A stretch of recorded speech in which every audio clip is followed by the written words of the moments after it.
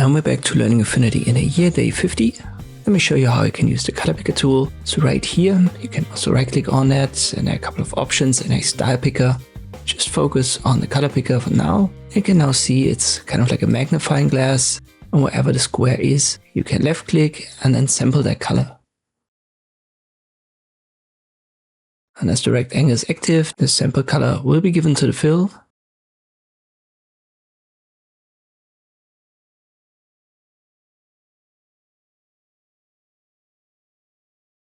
And a way to use it, or at least one way, is to import an image where you have a color palette. I simply downloaded an example here from Google.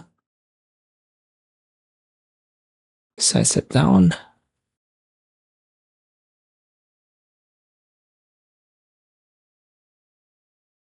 I'll zoom in again. I'll select the rectangle, then I activate the color picker.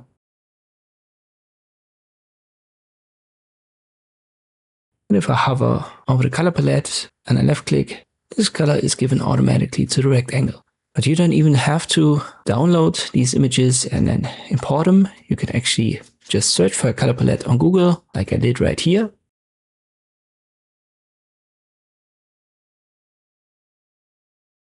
Let me resize the Affinity window. I simply make it smaller.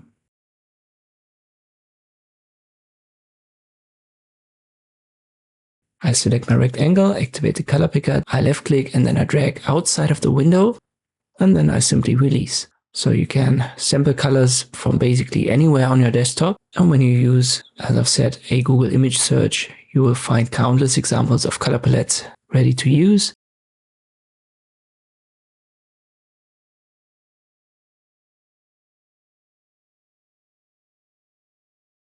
Another thing is this little color picker up here. I've omitted that in the last video, and this is simply a placeholder for the last sampled color. So when I use the color picker and left click anywhere, this color is going to be stored right there. And with a simple left click on this element, you can give it as a fill to your selected elements. So in our case, the rectangle. And this is how you can use the color picker in Affinity. I hope this video was helpful. Thank you for watching, and I'll see you next time.